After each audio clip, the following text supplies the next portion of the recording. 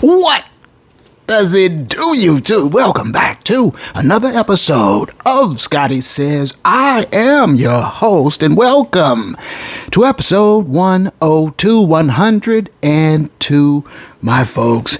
And well, last episode I did preach fire and brimstone, and I'm not going to get all worked up with frustration this episode. And if I feel myself starting to get worked up, much as I am already, I'm going to bring it back down, because I want this episode to be more analytical in its approach and less emotional, because my folks, I'm afraid we are about to embark upon a long, dismal, frustrating season.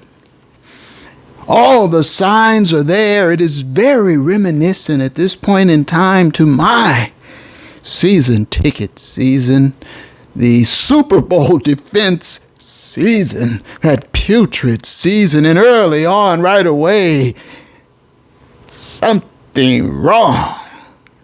Stink. And well, here it is, my folks. Here it is now.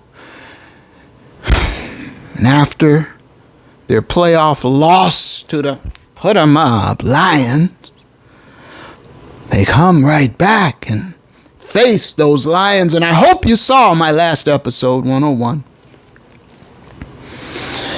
And I saw then and there that nothing had significantly changed with the mindset of the play caller. And so I knew then and there we were in for trouble. And you combine that with the injuries, and so now here we are. The Rams are at 0-2. It's not the 0-2 that is so much the issue.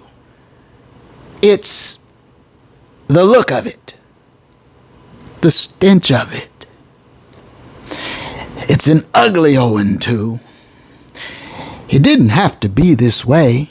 You coughed up the game against Detroit, but to watch the Arizona Cardinals just destroy the Rams the way that they did, well, it certainly gives one pause. And so I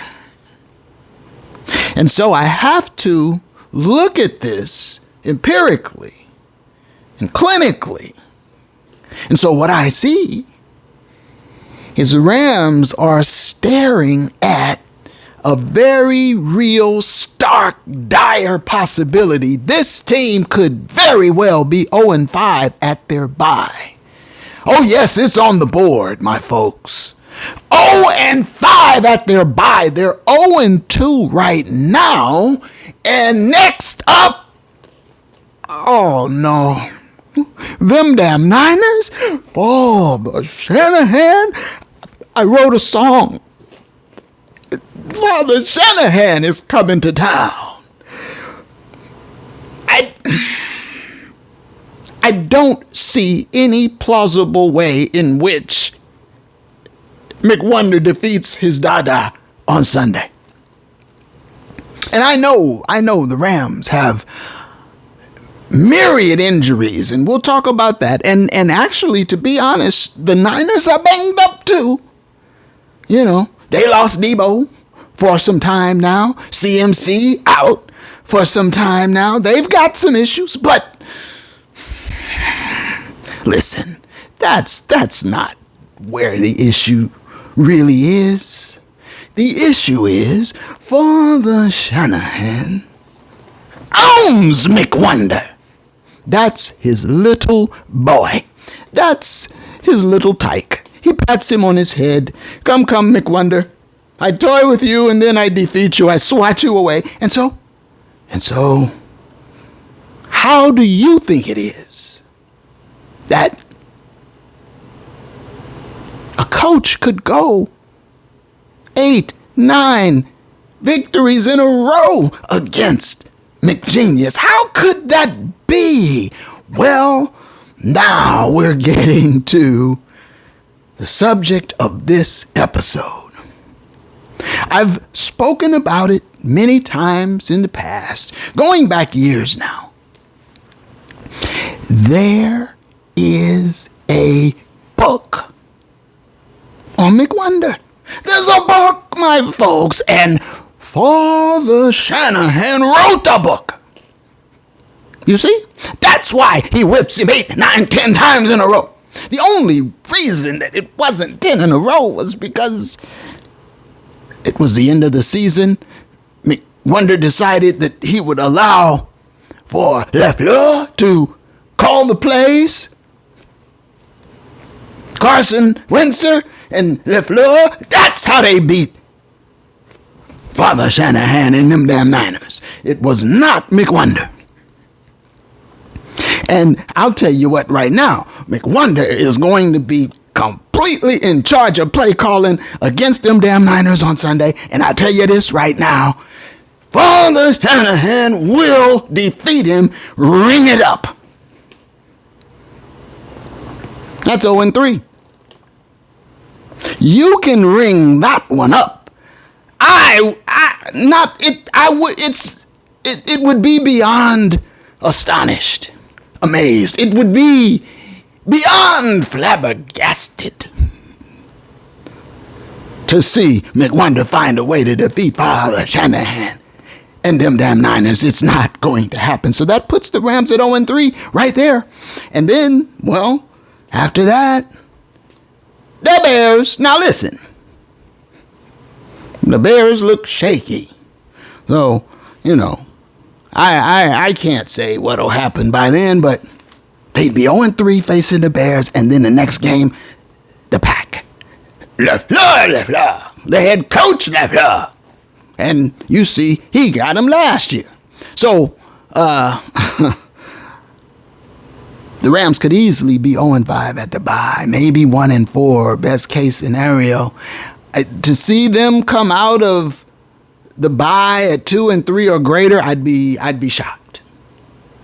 So you've got problems. Then there are all these injuries. We'll get to that, but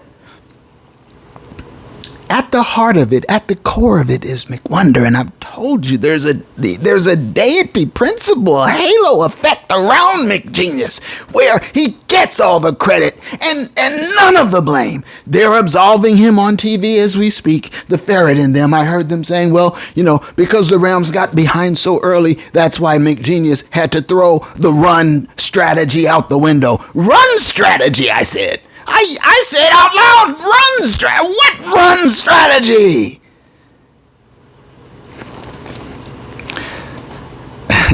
Then, of course, with the injuries, they incorporate that into the scenario, and there you have it. Absolved from any and all blame, but I won't do that here. I'm going to give you the real, even if I'm the only one in town, even if I'm the only one in the nation. And the reality is, the truth of it is, my folks, there is a book on McWonder. And Father Shanahan wrote the book, and these other coaches are reading it or have read it. Shane Steichen read the book. He understands it. Okay? Jonathan Gannon with the Cardinals, he read the book. Bring it down. And so today's episode, 102, examining the book of McWonder. Welcome aboard. So listen, I told you I wrote a song, and you know, the calendar's starting to turn toward winter, and in the spirit of the upcoming holiday season, how about it? Let me hit you with it right here and now. Shanahan's coming to town. Shanahan's coming to town. Shanahan, your father's coming to town. He knows just how to beat you. He knows your weaknesses. He knows because he wrote the book. He knows past happiness. Oh, you better watch out. You better duck down. You better stay low. I'm warning you now. Your father Shanahan is coming to town. He sees when you are passing. He knows when you play fake. He knows when you eschew the run. So beware, for goodness sake. Oh, you better watch out. You better duck down. You better stay low now. I'm warning you now. Your father Shanahan is coming. Your papa Shanahan is coming. Your dada Shanahan is coming to town. Yeah. We'll see if that survives the edits. Now listen. All kidding aside, there is a book on McWonder. Let's examine it. Let's take a look at it. What is the book of McWonder? Well, essentially, these are the core tenets. And if you understand these basic concepts, you've read the Cliff Notes version of the book of McWonder. Let's go in. Here we go now. Point 1. On goal-to-go situations, on first and goal, second and goal, third and goal, you must pass. It's imperative. Pass when you reach goal-to-go situations. Here's a big one for McWonder. In the book of McWonder, one of the key tenets is you must always, listen to me, my folks, always pass on third down. Okay? You get it? That's a key core concept. You must always pass on third down. That's in the book of McWonder. Likewise, on fourth down, you must pass. This is part of the doctrine, okay, the dogma. Here's a key one from the book of McWonder. When you are trailing in the ball game, you must pass essentially every down, nearly. But you must abandon any and all pretense of the run when you are trailing. Any deficit, even 3 points. It's a key point of order for those who follow the book of McWonder. And then finally, when you have a lead in a ball game, it's in the book of McWonder, my folks.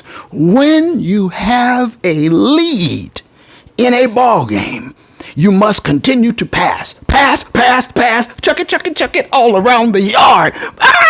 Bird brain behavior. This is all a part of the book of McWonder. And so what this all boils down to is a recipe to be wildly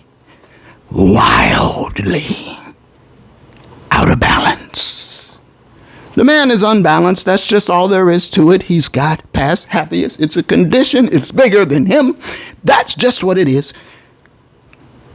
No sense me getting all worked up when there's nothing I can do to change that.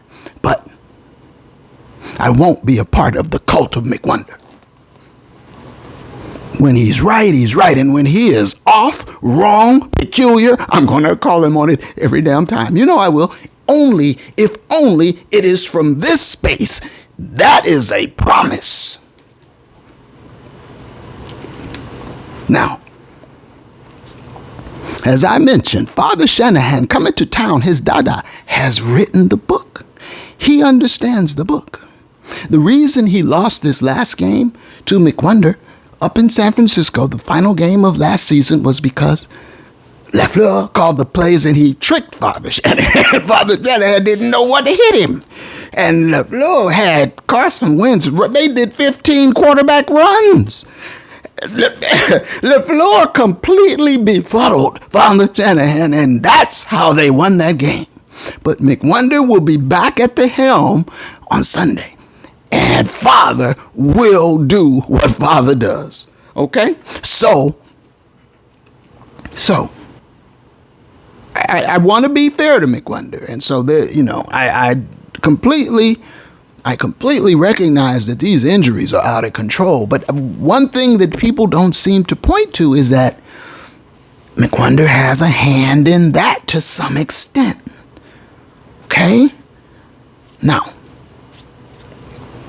I don't know, but I imagine that if you keep guys completely out of preseason contact, 100% in bubble wrap, and then you throw them into game 1 of the season, full contact with the stakes, I imagine for some guys, like a note go boom, it's a shock to the system. And so the main point I want to make in game analysis this week is I proposed a remedy, a recipe, a solution for McWonder. Years ago now, I called it the 25-30 principle. And I wanna really drill down on this point this episode, my folks. The 25-30 principle. It's not a mythical, magical formula. It's based in math. It's based in science. It's based in empirical study, analyzing data. What am I talking about?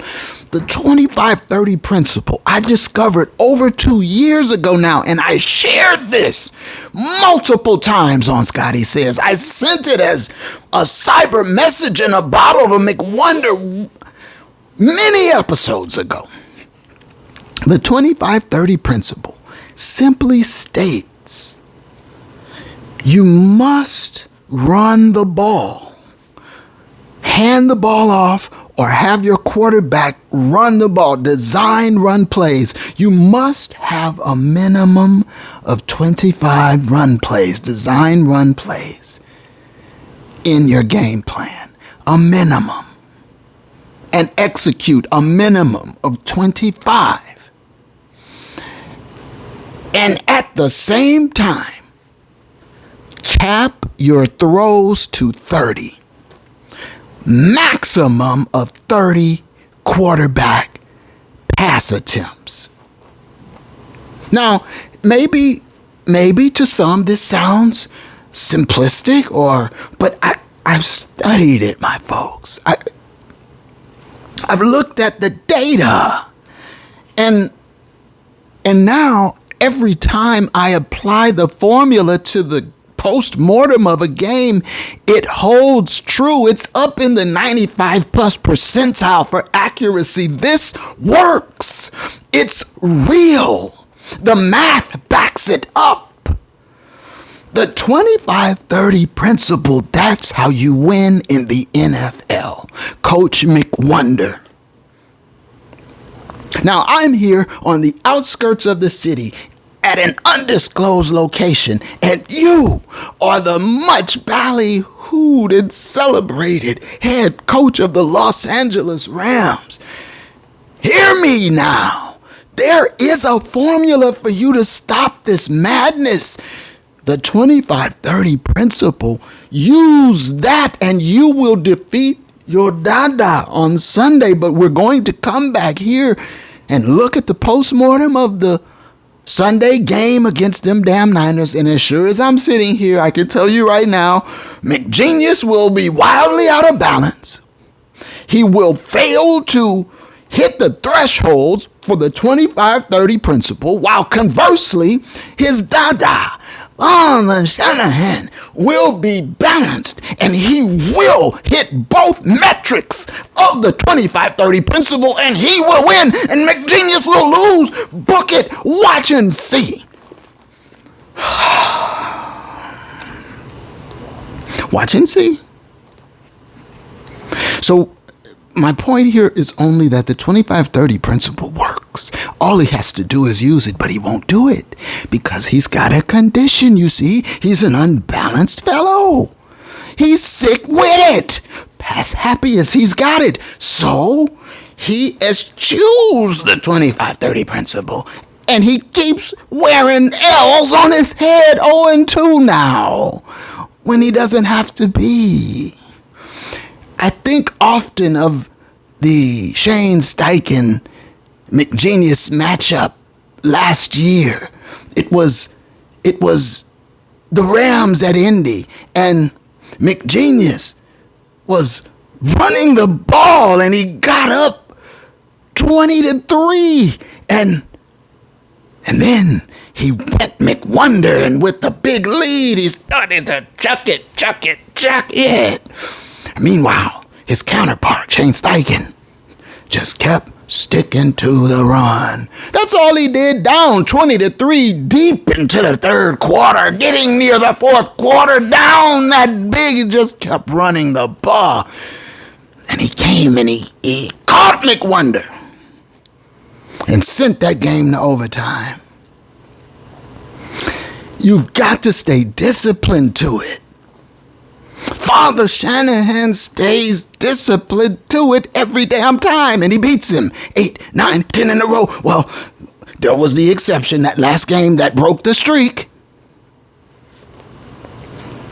I know you say, well, he won the biggest one that got him to the Super Bowl, and I still don't know how he beat his Dada that game. Tart had a big part to do with it. Think about if Tart holds on to the poltergeist strike. But hey, my point is simply this. When we look at the numbers from the Cardinal game, Cardinals, Rams, blowout, drubbing, stomping. When we look at the numbers in postmortem, we will find, I promise you, and I didn't have to dig up the numbers to know this. I just watched the game. We will find that one coach followed the 25-30 principle.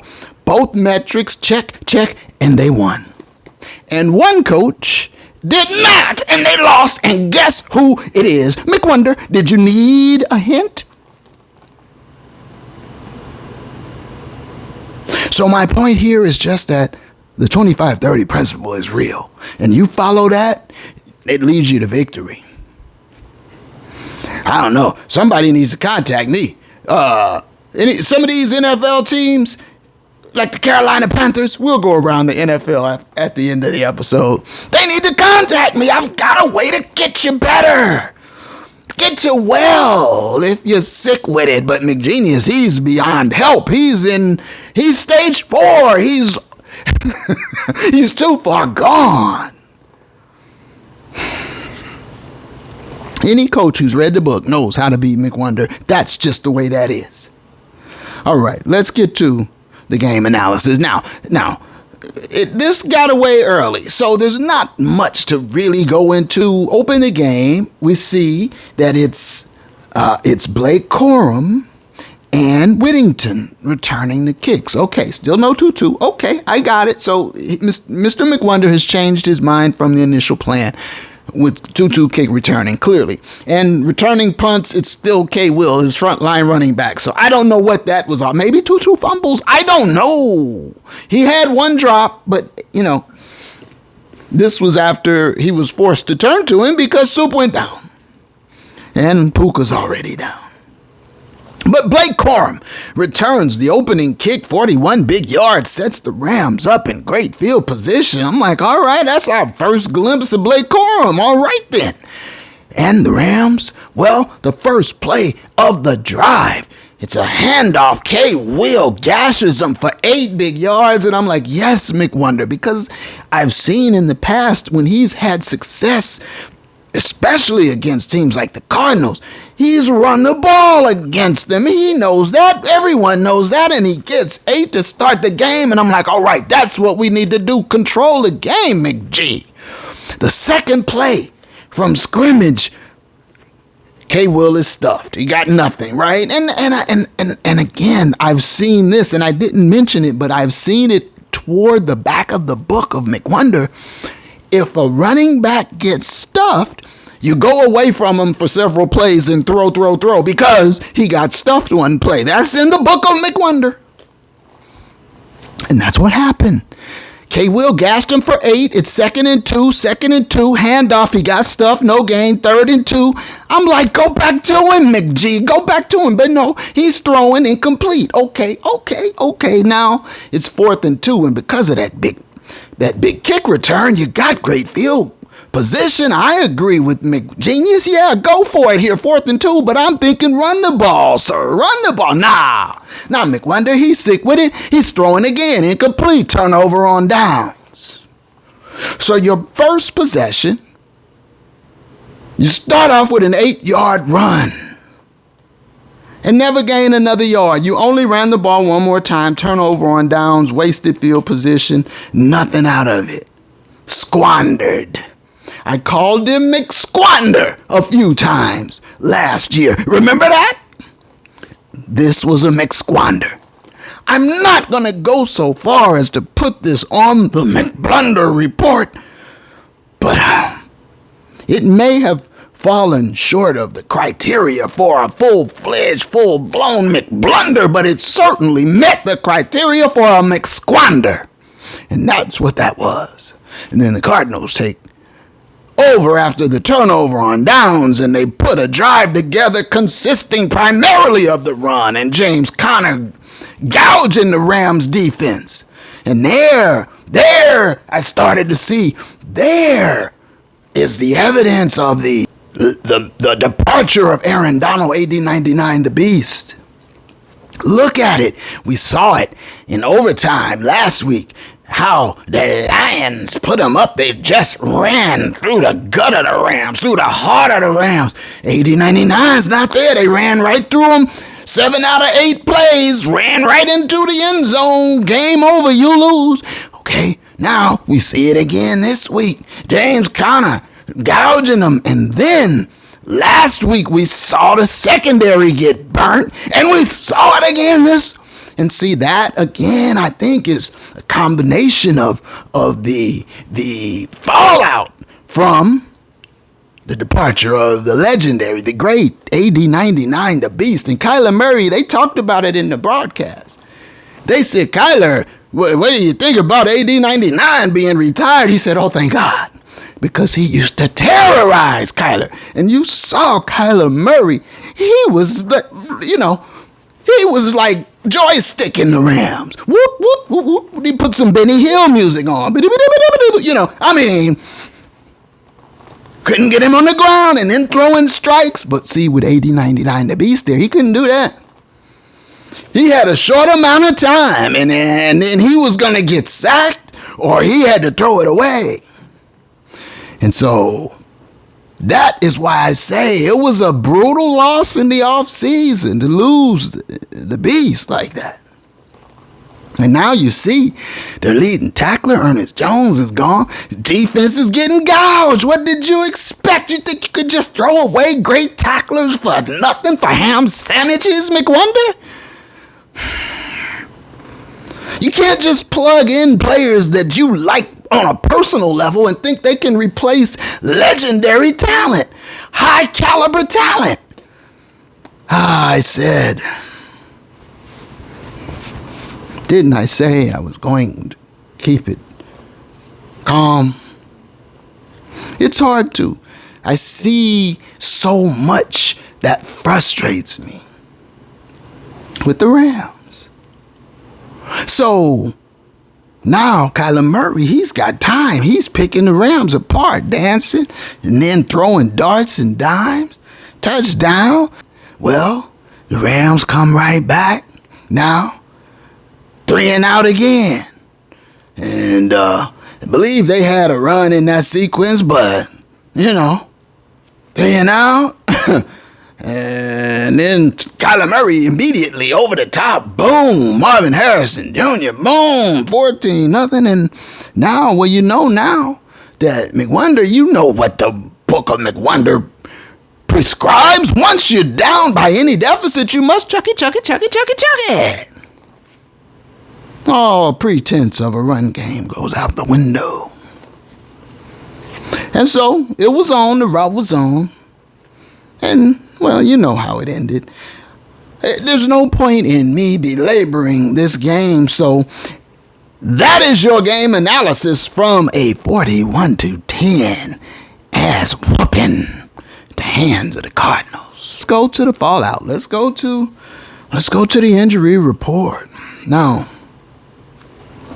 going into the game, the Rams already had Tyler Higbee on IR. Puka was on IR. Steve Avila was on IR. And then, now, after the game, Soup. And the thing with Soup, he's a marvelous receiver, magnificent player. He's got a great blend of power and speed and savvy and very reliable. He knows where to be. He can make all the catches, run the routes, but he gets hurt all the time now. I don't know that really, do you get hurt less as you get older? Not likely. And, well, the O-line, remember the O-line shuffle from the Super Bowl defense season, that stanky year? They sort of, sealed that hole in the boat last year, but this year it sprung a leak anew, and now the rookie from last year who was such a sensation, Avila, he's down on IR, and, well, they brought in Jonah Jackson. He's down, heading to IR if he's not there now. Wow.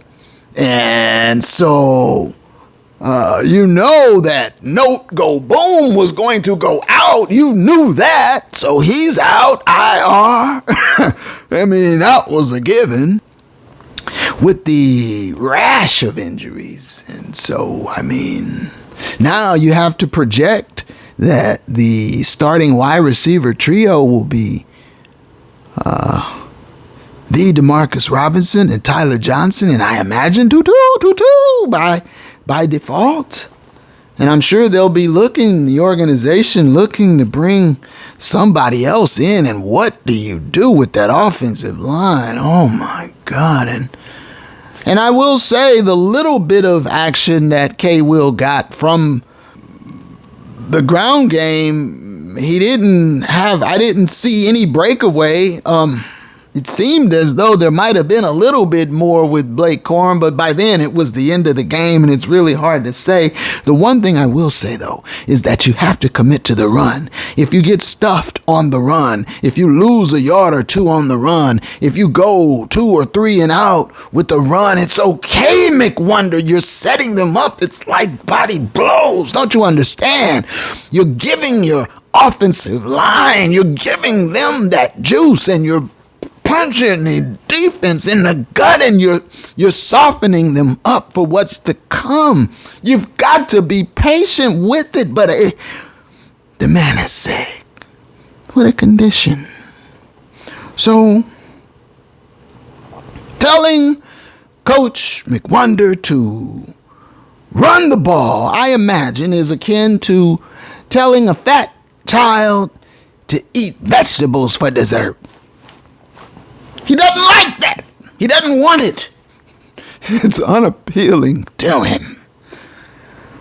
Oh, what are you going to do?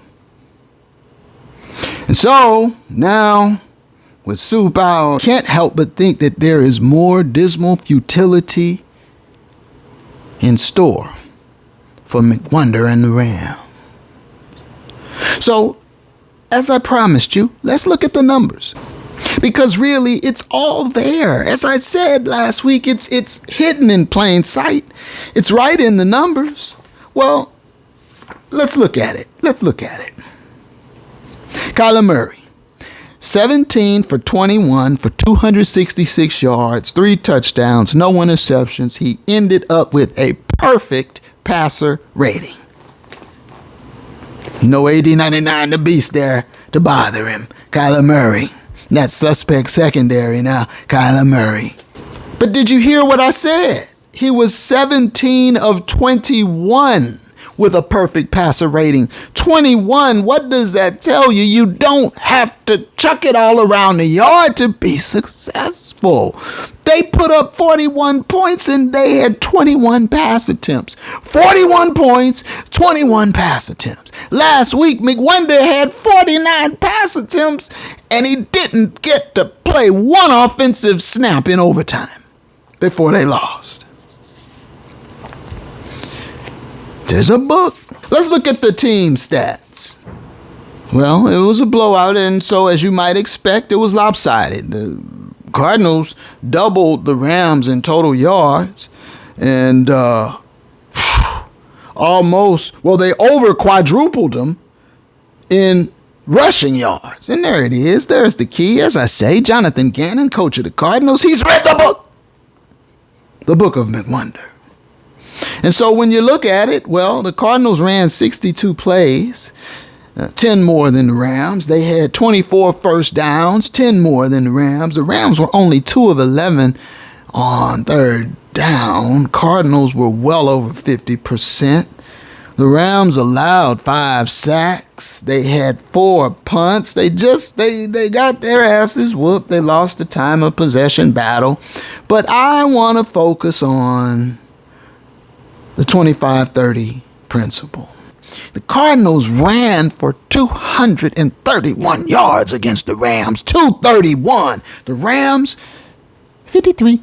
Had 40. The Cardinals did. 40 rushes. 40 for 231. That's over 5.5 yards per carry. Listen to me. They ran the ball 40 times. They passed it 21. What does the 25-30 principle require?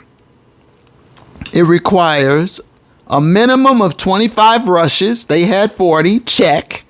It requires a maximum of 30 passes. They had 21. Check. They won. What about your favorite coach, McWonder? Well, let's look at Matty from the D. Matthew Stafford, 19 of 27. Oh. He was under 30. But do you recall what happened?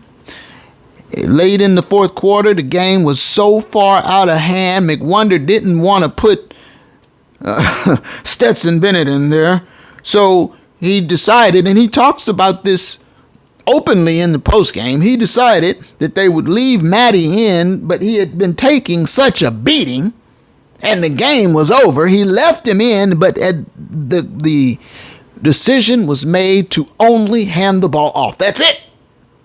So the last 8 or so offensive snaps for the Rams were all runs, but that was because McWonder had his tail between his legs and didn't want Matty to take any more punishment.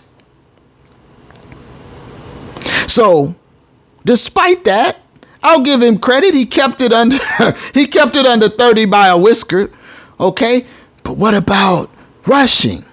Well, the Rams, they had 20 rushes. That's with the 8 that they threw in at the end of the game because they conceded. Imagine without the concession 8, they would have had 12. But even with the concession 8, they had 20. The 25-30 principle clearly states you must have a minimum of 25 carries. Minimum, genius, minimum.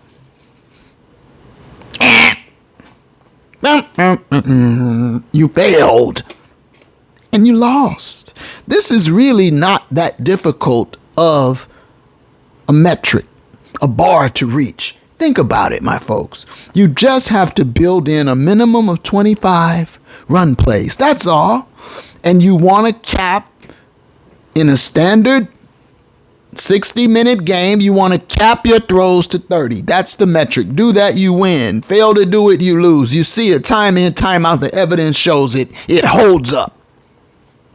Kyron Williams, 12 rushes for 25 yards, a 2.1 yard per carry average. Paltry. Blake Corum, he got the concession 8 rushes at the end. He did have 28 yards, a 3.5 yard per carry average, but it was at a concession point, and the defense played it as such. And so, once again, the 25-30 principle holds true. So as long as there is bird brain behavior, as long as there is this insistence on making the same mistake over and over and over, expecting a different outcome, then you're going to continue to get what you're getting. And you can blame injuries and blame the weather, and you can blame the personnel and blame, but nobody looks at the core, at the source. Your man is wildly out of balance. And the other coaches have the book. So, enough said there, my folks. Let's quickly take a look around the NFL. Well, that's why the NFL is so unpredictable and wild, and that's why I don't bet money on it, because you just never know. Now, I want to take a look at the undefeated teams and the winless teams. Well, there are 4 undefeated teams in the NFC. 4. And they are the Seattle Seahawks. Wow, really? In the West, it is the Seattle Seahawks who are 2-0. The Minnesota Vikings. Wow, really? I wouldn't have seen that coming. And then look, in the South, the other 2 undefeated teams. Tampa Bay, I'm not surprised at that, but New Orleans, the Saints, 2-0. And they smoking people. They're putting beat downs on folks. Like them Cowboys. I told you what to expect from them. So, very interesting. In the NFC, in the AFC, there are 5 undefeated teams, including Buffalo. And I see now Buffalo is still the class of that division. And so my expectation that the Dolphins would take the division this year, I think, was ill-founded. And I wish Tua the best, but that's not going to happen. It's still Buffalo there. Look at the Chargers and their new head coach, right? And so Harbaugh comes in, and there it is right away. Chargers 2-0. And KC, well, we expect that from KC. And Pittsburgh. I told you, Tomlin, he's not going to finish under 500. You got to give him credit now. In that division, in the AFC North, only the Steelers are 2-0. And look what he's doing it with, smoke and mirrors. I mean, it looks as though he's going to go ahead with Fields and leave Russ on the sideline. And I'm not saying that they're going to run away with the division or anything, but it's impressive to see out the gate. And then Houston, I expect that. And so that's my undefeated look around the NFL. But let's look at the winless teams. There's 6 winless teams in the AFC. We'll keep it there. In the AFC, there are 6 winless teams, including the Denver Broncos. I love it. I don't like Sean Payton. Don't care for him. Don't like the way he put Russ on Front Street like that. Don't care for his disposition or demeanor. I remember Bountygate. He skated with that. So 0-2, love it. Hope you keep it up. Stay in the cellar, Sean. The Cincinnati Bengals. I told you, Jughead Joe. See, they're good now, but they start slow every year. They have injuries. They have issues. The owner is frugal, so-and-so. So I didn't really buy Cincinnati. And but the thing was, I did buy the Ravens. And so that is a shocker to me that the Ravens and Marvelous are 0-2. Wow, get it together, Baltimore. Get it together. And then there are three 0-2 teams in the AFC South, including, well, I figured the Titans would be 0-2, and I figured the Jags would be 0-2. I told you I don't believe in them or their quarterback, not one little bit. And so the only real surprise there Indy. I thought Indy would be stronger than they've been. 0-2. It's still early now. There are 3 winless teams in the NFC. And they are, well, damn, it's my Rams. 0-2. It's so ugly. And I think it's going to get worse, much worse, before it gets better. Also at 0-2, the Panthers and the Giants, well, I could have told you that. That's not a shock at all. But damn, ouch, the Rams. Oh, it stings. But you got to look at what is at the cause, the root, the core of this.